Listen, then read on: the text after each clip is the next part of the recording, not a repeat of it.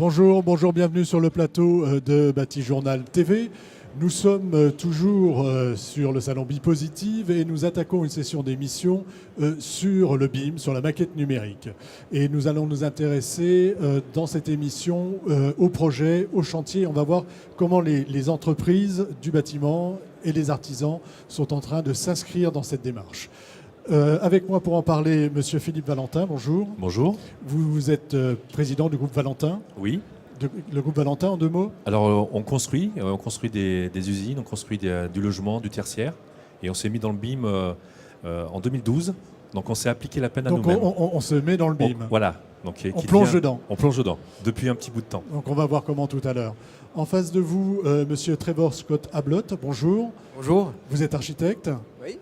Vous pouvez nous parler un peu de votre agence? Notre agence, c'est AFA. Rapprochez un petit peu votre micro. Ouais.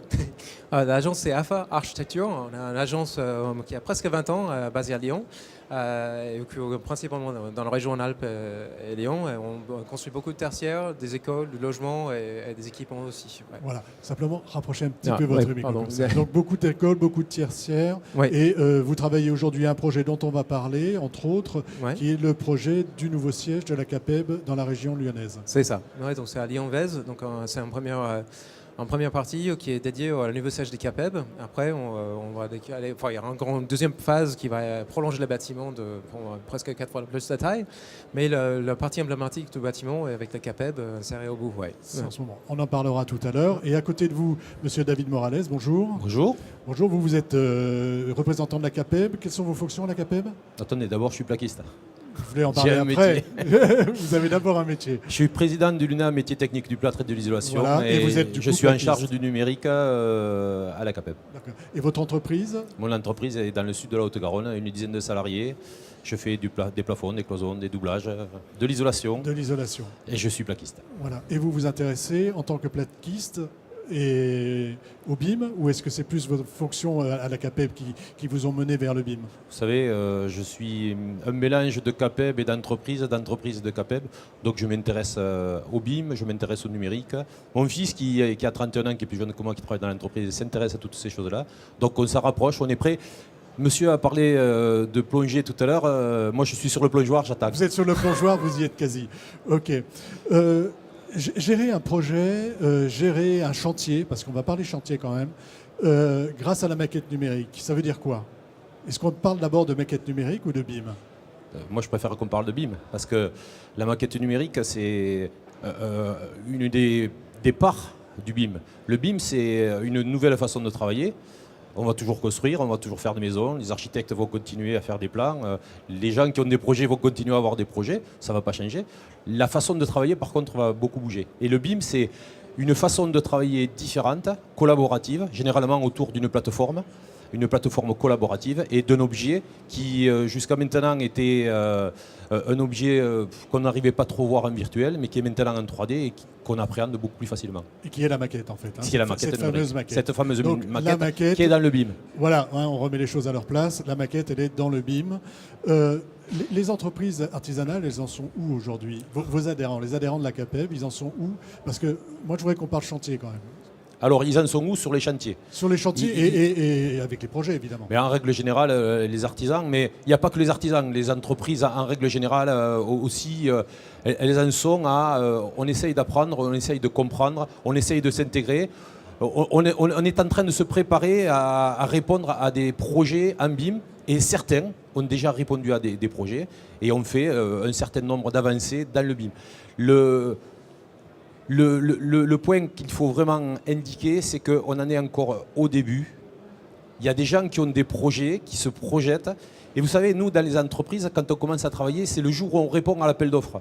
Donc, il faut qu'on se prépare à répondre à l'appel d'offres en BIM. Mais vous savez, on commence à le faire. Vous savez que dans les appels d'offres publics, maintenant, on a obligation de publier un appel d'offres en dématérialisé. Oui. On apprend à travailler sur des plateformes collaboratives. Et le fait de travailler sur des plateformes collaboratives et de répondre à des appels d'offres publics en dématérialisé, on commence déjà à faire du BIM. C'est en train de se faire. À mon avis, oui. C'est en train de se faire. On est dedans. On n'est plus dans le on va faire. Donc, ce qu'on fait, c'est qu'on répond à un devis avec l'aide du BIM. Voilà. C'est la première des choses. Parce que nous, quand on intervient, nous les entreprises, on commence à faire un devis. concrètement, comment ça s'est passé chez vous? Est-ce qu'on peut dire, vous êtes quoi? Vous êtes une PME? On est un regroupement de PME. Vous êtes un regroupement Oui. de PME. Donc plutôt au départ des entreprises de taille petite et moyenne. Petite moyenne, oui. Voilà. Comment ça s'est passé et qu'avez-vous mis en place et comment ça se passe aujourd'hui? Alors moi, c'est très simple. Je souscris parfaitement à ce qui a été dit, hein. Nous, c'est une question de survie. Donc on a une taille qui est pas évidente. On est trop petit par rapport au trop gros par rapport au trop petit, donc toutes les chances de disparaître. Donc nous, la capacité, c'est de se différencier, de ne pas prendre les mêmes chemins que le troupeau, on va dire comme ça, hein. Et du coup, en 2012, il y avait une opportunité de dire la transition numérique, soit on le prend effectivement comme une opportunité ou une menace. Bon, à l'époque, c'était très tôt. Et puis, moi, j'avais conscience que c'était vraiment une mutation, que la chose n'était pas simple, ça se confirme, parce que maintenant, on est vraiment des spécialistes. Donc, le Yaka Faucon, il faut tout de suite l'oublier. Et ben, ça permet d'avoir des contrats où il n'y a pas de concurrence, de se différencier. Donc, c'est assez... le parcours, il est pas simple, hein, mais on commence à en tirer les fruits. Voilà. Qu'est-ce que ça a impliqué en termes d'organisation, en termes d'investissement, très concrètement, comment vous travaillez aujourd'hui avec le BIM? Alors, tous les chantiers ne sont pas en BIM, donc, mais on préfère les faire en BIM, parce qu'on a un savoir-faire maintenant. C'est effectivement 80% d'humain, de management, de volonté, de dire, allez, ce dossier-là, on va essayer de le travailler sur l'approche BIM, hein, et on fait bien la différence entre une maquette et le BIM qui n'a rien à voir. Donc si on prend ce dossier, oui. comment vous l'abordez? Très concrètement, comment ça se passe dans vos bureaux, avec le groupement? Alors moi j'ai la chance d'avoir plusieurs entreprises, dont une en contractant général. Donc quand on peut le faire en BIM, on est outillé on conforte le client. On est équipé en scan, donc on scanne sur un bâtiment si c'est de la rénovation. On lui montre que c'est plus intelligent de se balader dessus, de faire des modifications. Donc ça donne un peu plus de sérieux. Et après, on met les équipes qui sont bimées ou pas bimées, hein, parce que effectivement, on n'est qu'au début de l'aventure. Et les gens qui sont dans le bâtiment, le problème des réservations, des ferraillages qui arrivent trop tard, etc., ainsi de suite, quand c'est bien fait, quand c'est fait de façon hyper pragmatique, eh ben, il n'y a pas photo. On est dans une autre dimension. Mais les métiers, les fondamentaux sont là. C'est-à-dire qu'il y a des gens qui sont très geeks, qui font des belles maquettes. Bon, voilà, moi, ça ne nous intéresse pas trop. Et ceux qui ont un vrai métier, qui sont peut-être moins à l'aise au niveau informatique, mais ils vont beaucoup plus loin. Ils vont plus loin. Très concrètement, aujourd'hui, sur le chantier, est-ce qu'on utilise le BIM Oui. ou pas du tout chez vous? Oui. Ça se passe comment? Ça consiste en quoi? Ça se passe, juste pour préciser, c'est que nous, on est tellement dedans qu'on a créé un centre d'expertise BIM pour accompagner les entreprises, quelles qu'elles soient, TPE, PME, même les grosses. Donc, ce qu'il faut comprendre, c'est qu'il y a 4 phases sur le chantier. Il y a une phase BIM, étude pour préparer le chantier, au niveau des appros, etc. Donc, c'est intéressant, ça permet de faire des économies. Il y a le fait d'être sur le chantier avec des trucs très simples, du style, vous avez, par exemple, en étude, une visualisation 3D, vous avez sur smartphone, le charpentier, lui, il va voir ça, il va dire, effectivement, la console, je vois à peu près comment ça se goupille. C'est le premier niveau, mais c'est pas mal, ça évite de faire des bêtises. Après, il y a le fait de dire, je prends de l'information sur le chantier des cotes. Donc ça évite de demander à l'archi, le bureau d'études, de perdre un jour par-ci, un jour par-là, etc. À la fin, ça fait pas mal de journées, on gagne de l'argent. Et après, le Graal, c'est de dire que l'entreprise, donc on n'est pas là, certaines oui, d'enrichir la maquette. Alors on se dit, ça sert à quoi? Le DOE, c'est 5% de retenue de garantie à la fin. Quand à la fin, vous excitez à donner des documents pour récupérer ces 5%, là, en fait, si vous le faites correctement, c'est au fil de l'eau. Et à la fin, c'est... Voilà, et les 5%, vous les récupérez. Et ça se passe vraiment comme ça? Ou est-ce que c'est... Alors, sur certains chantiers, oui. D'accord, parce que nous, on est très pushing. Mais même nous, alors moi, je suis un passionné du BIM, hein, ça s'entend un petit peu. La chose n'est pas simple. Parce qu'il faut convaincre tous les étages. Et quand vous avez un chef d'équipe, un chef de chantier, vous lui proposez un truc super chouette en 3D, etc., ça ne le fait pas vibrer. Quand vous lui amenez une solution pragmatique, pour résoudre un problème technique, voilà, lui, il se dit, ah, mais c'est ça le BIM? Ouais, c'est ça. Voilà, c'est une partie. Il prend et il adhère et il poursuit. C'est aussi simple que ça. Il faut que ce soit concret. Il ne faut pas que ce soit trop perché, on va dire. Nous, c'est BIM pragmatique. Je vous voyais prendre des notes. Oui, mais je fais que ça, prendre des notes.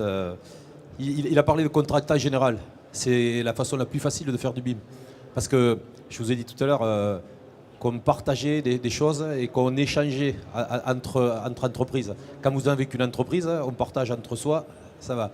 La difficulté quand on commence, quand on est deux, un peu plus quand on est 3, 4, et quand on est 15 sur le chantier, c'est là que c'est vraiment difficile. Il y a des interfaces, il y a un tas de choses à faire. Et le fait de travailler en BIM, ça nous permet de mieux communiquer. Cette plateforme numérique dont je vous parle, cet espace où on peut échanger, qui garde tout, qui partage tout, ça facilite, c'est facilitateur, c'est indéniable. Dans les mots que j'ai fait, tout à l'heure, monsieur parlait du gars sur le chantier qui visualisait. La maquette numérique, c'est un avatar. C'est un avatar qui est composé de tout ce qui va se construire dans le bâtiment. Dans ce bâtiment, il y a des objets. Chaque métier fait des objets. Charpentier, il fait une charpente, il fait des tuiles. Moi, je suis plaquiste, je fais des plafonds, je fais des cloisons. Et tous ces objets, on leur donne simplement, on en a discuté tout à l'heure, on leur donne simplement des propriétés qui sont importantes pour tous les gens qui vont travailler sur le chantier ou qui vont gérer le bâtiment. Ça, c'est ça qui est important. C'est que tous ces outils qu'on met en place, tout ça va servir à tout le monde. Mais on est en train de travailler dans la suite du plan de transition numérique à qu'est-ce qui est important pour nous, qu'est-ce qu'il faut qu'on mette en place. Parce qu'on en discutait tout à l'heure, une fenêtre pour un menuisier qui a derrière des commandes automatiques, qui a besoin de savoir quel est le pourcentage d'arrondi, le joint, le creux, toutes ces choses-là. Pour nous, sur le chantier, la plupart du temps, ça ne nous intéresse pas. Et les propriétés qu'il a, ça l'intéresse à lui. Mais ce qu'on a besoin, nous, il faut que ce soit dessus et il faut qu'on puisse le partager. Parce que si on met trop d'informations, il faut 3 jours pour charger la maquette et charger le projet. Donc il ne faut pas mettre trop d'informations, il faut aussi il faut savoir les gérer. Voilà. Et il faut les avoir. On va passer la parole à l'architecte qui normalement est celui qui a commencé avant les autres un petit peu sur le BIM. Alors je ne sais pas où vous en êtes, vous, dans votre agence. Est-ce que les choses sont bien ancrées et comment, on va dire, vous arrivez à faire descendre le BIM sur le chantier? Ça fait... Pardon, je ne vais pas parler encore. Donc ça fait plusieurs années qu'on s'est mis vraiment sur le BIM. On a commencé sur certains projets qui se prêtaient vraiment facilement à AutoCAD, mais on a dit on va repousser ça parce qu'on voyait vraiment cette évolution de notre métier venir. On voyait aussi des avantages et qu'on sait qu'il y a quand même un temps d'apprentissage et d'adaptation à prendre en compte. Et aussi, on voyait aussi partir en partie de nos métiers dans d'autres lots, etc. Aussi venir dans le corps de métier architecte, d'autres parties qui étaient vraiment dédiées aux autres, etc. Donc au final, on récupère plein de rôles différents et ça évolue vraiment nos métiers. En fait. Voilà, c'est un nouveau métier et vous agrégez beaucoup de choses autour du BIM en tant qu'architecte. Donc là, autant on avait toujours ce rôle de coordination, de gestion, de point pivot pour toutes les études. Là, le maquette devient encore plus important pour pouvoir gérer tous ces éléments et que, au début, nous, on était des fois tout seuls à faire du BIM, même avec nos bureaux d'études. Et là, aujourd'hui, il y a des bureaux d'études qui s'y mettent, même quand c'est pas demandé par le maître d'ouvrage. Des fois, c'est pas toute l'équipe, mais bon, on pousse vraiment pour que ça soit vraiment intéressant pour tout le monde de bosser sur le BIM. Après, souvent, ça arrête au niveau du marché, en fait, et ça ne va pas plus loin. Alors, si vous vouliez aller un peu plus loin, est-ce que vous avez des expériences, des expérimentations, on va dire, où vous êtes allé plus loin qu'on va dire que la conception, finalement Oui. Et vous avez travaillé avec une entreprise sur le chantier. Comment ça se passe? Alors, souvent, le plus souvent, c'était de l'eau technique. Donc, tout ce qui est corps d'état technique et de structure. Parce que même la structure, ça faisait même avant que nous. On a commencé sur le BIM, mais c'était eux, ils déjà commencé avec des BIM. Parce que toutes leurs méthodes de calcul, le logiciel de calcul, sont déjà intégrés avec Revit ou d'autres logiciels qui permettent justement de travailler pour eux plus flexiblement. Bon, pas tous les bureaux d'études, mais la structure était déjà avant nous sur certains points. Après, dans le chantier, il y avait tous des corps d'état techniques qui sont vraiment intéressés pour tout ce qui est synthèse, pour gestion des conflits, des réservations, et cette partie-là, elle est très intéressante et très utilisée. Enfin, je trouve de plus en plus.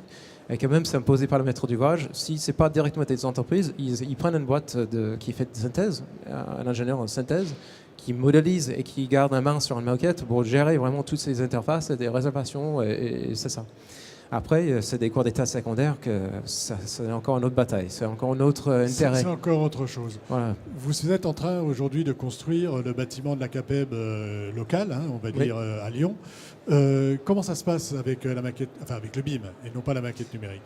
Dans le cadre de ces chantiers, nous on a fait des études en BIM, donc nous on avait une plateforme collaborative où tout le monde s'est renseigné dans la maquette et partagé. Les poteaux, c'était pas les miennes, c'était celles de bureau d'études structure. On a vraiment intégré les choses. Après, on partit en chantier, le chantier, on n'a pas un chantier BIM. Bon, c'est vraiment, les entreprises ne bossent pas en BIM. Après, moi, je récupère, je quand même modélise, je modifie, je garde à jour ma maquette parce que justement, ça me permet de garder un œil, qu'il n'y a pas de conneries, pas de trucs qui ne se voient pas. Parce qu'en chantier, on sait que le bâtiment va vivre, il va modifier, il va évoluer. Et ça permet, moi, pour nous, en tant qu'architecte, de garder quand même ce rôle général et des gestions de tous les conflits. Mais là, en l'occurrence, on n'est pas encore descendu tout à fait sur le chantier. Est-ce que quand vous avez des expériences au niveau du chantier, comment ça se passe? C'est un dialogue, vous m'avez dit tout à l'heure qu'il y avait éventuellement la synthèse, mais est-ce que ça peut être aussi un dialogue direct entre l'entreprise et l'architecte? Oui, souvent, en fait, les salles de synthèse, c'était vraiment un lieu où ça se passe très souvent. On voit la maquette, on voit qu'il y a un sujet de conflit, on voit que ça passe pas, comment on résout des problèmes, comment contourner une poutre où c'est trop ferraillé, il y a tous ces sujets-là. C'est vraiment une discussion directe. Nous, en tant qu'architectes, on a vraiment la main avec des ingénieurs, avec des bureaux d'études pour qu'on arrive vraiment dans notre vision qu'on avait de base et que ça fonctionne aussi pour les entreprises. Donc en chantier, il y en a d'autres en chantier qu'on vive, dont un en ce moment qui s'équipait de tablettes pour leur chef de chantier, pour l'OCBC par exemple. Lui, il peut balader, il peut regarder où il y a une vanne, où c'est bien fait, comment c'est fait. Il peut mettre des réservations dessus, une réserve dessus. Ça ressemble à ce que vous nous disiez tout à l'heure. Ouais. Je ne sais pas si c'est sur plateforme, mais ça semble vachement à ça en fait, en discussion. Et donc il y a vraiment un intérêt parce que un bateau bureau type, c'est pas très compliqué, mais dès qu'il y a un peu de complexité, ça permet vraiment des gens de visualiser qu'est-ce qui se passe en plein en 2D. Surtout s'il a vécu un peu sur le chantier, couvert de poussière, c'est compliqué à lire. Ce que je retiens un peu là de notre échange, c'est qu'il faut que ce soit très concret en fait. Oui. Il faut que sur le chantier, ça me soit utile, parce que si ça m'est pas utile, si c'est juste une belle image, ça sert à rien. Ouais. C'est ça? Ouais, c'est exactement ça. Ouais. La petite anecdote, nous on fait un bâtiment pour nous. Donc forcément on est obligé de le faire en BIM, ça serait malheureux. Et on l'a fait à 90%, donc il est en train de se construire. Les 10%, on s'est dit allez ça on laisse de côté, problème, des petits problèmes. Donc ça interpelle. Et juste pour le côté très pragmatique. Donc c'est sur ces 10% que vous avez laissé de côté. C'est quoi les 10%? C'est les descentes d'EP, on se dit bon c'est pas un sujet. Et puis manque de chance, il y avait une traverse. Et puis il fallait décaler de 20 cm, ça aurait été pile poil, on l'a pas donc fait. c'est là que vous rencontrez des problèmes. Voilà. Sur ces 10% que vous n'avez pas, vous donc, avez dit finalement c'était pas nécessaire. Voilà, donc mea culpa, ça fait un peu bizarre. On se dit bon c'est vrai que là on n'a pas été très bon. Mais juste, vous voyez par exemple un monteur de charpente métallique posé au mois d'août. Le gars, lui, pour ceux qui connaissent, le gars, il faut qu'il tape, qu'il monte. Le BIM, c'est stratosphérique. Manque de chance, les plans étaient lessivés, les gens étaient en vacances. Moi, j'étais sur place. Et ben, je dis, tiens, paf, je vais montrer la maquette de structure qui était super bien faite. Et le gars, il dit, tiens, amène-moi ton truc. J'arrive pas à voir pourquoi ils ont fait ça. J'ai perdu la référence, etc. Pour les lisses et ainsi de suite. Et toutes les 2-3 heures, il m'appelait pour dire ramène-moi ton machin là, comme ça fait du Ikea, bilan des courses. Le chantier, il s'est bien passé, monté au millimètre près, d'accord. Et la personne en disant faudra que tu montres où est-ce qu'il faut que j'investisse pour avoir ça. Donc ça interpelle. Il le fera peut-être pas dans un premier temps, oui, mais ça a servi. Ça y est, mais ça a compris, marqué. En tout cas, il a compris à quoi ça servait. Exactement. Et ça lui a servi. Voilà. Et il faut être très terre à terre.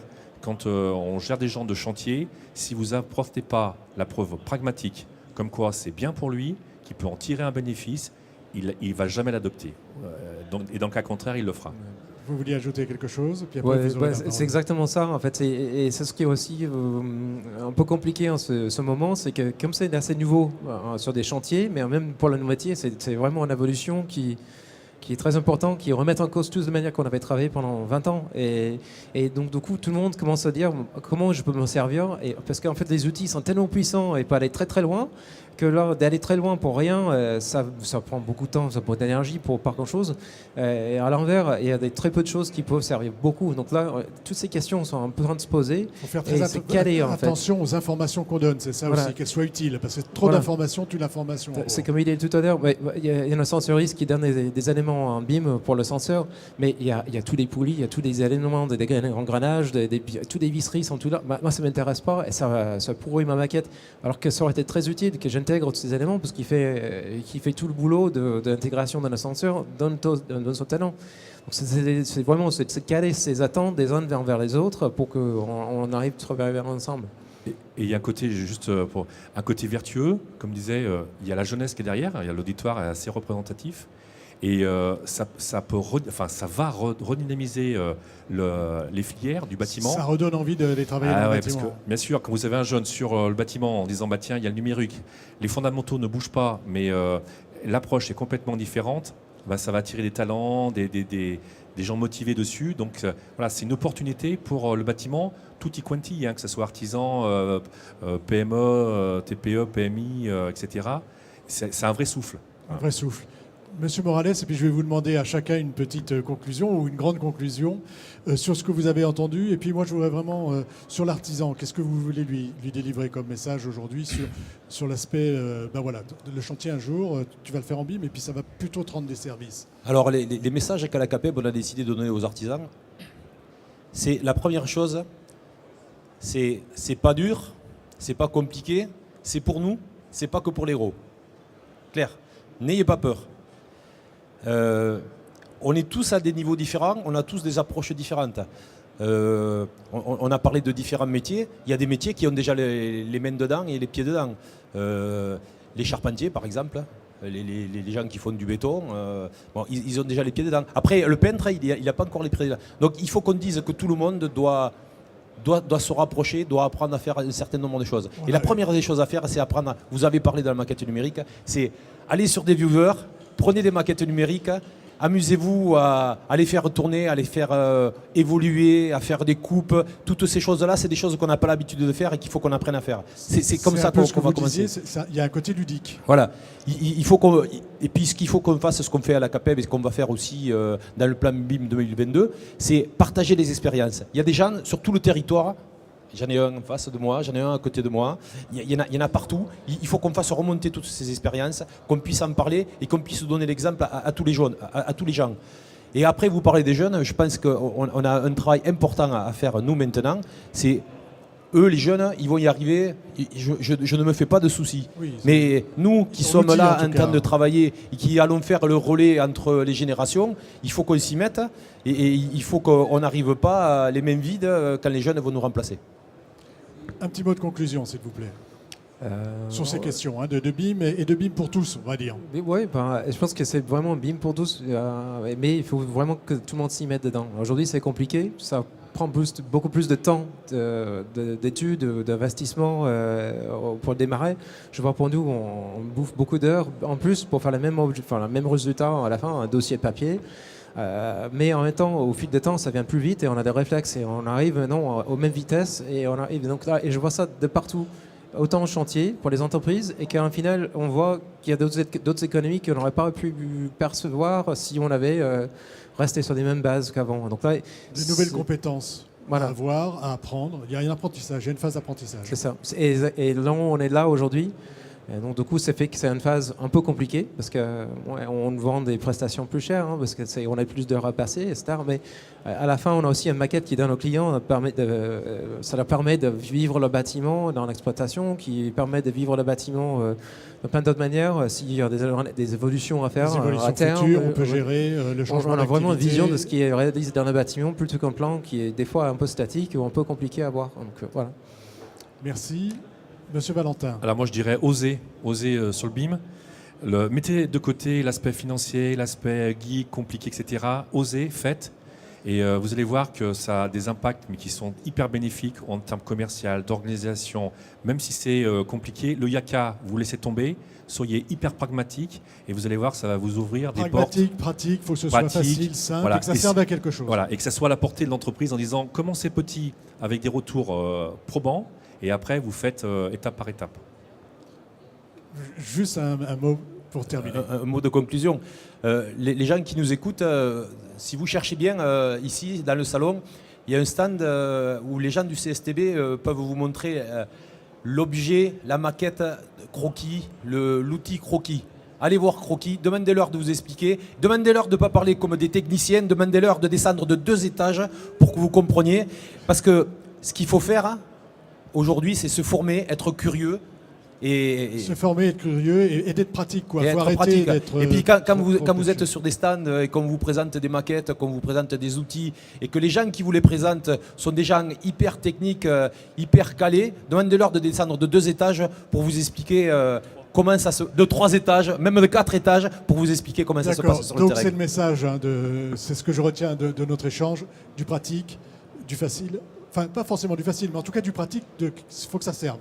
Et il faut que ce soit compréhensible par tous. Merci messieurs d'être venus nous parler d'une manière très concrète du BIM. Merci d'être venus sur le plateau de Batijournal TV. C'est une émission à retrouver sur notre site Batijournal TV, sur le site de nos partenaires que sont le Salon Bipositif bien sûr et France Bois Forêt. Merci à vous. Merci. Merci.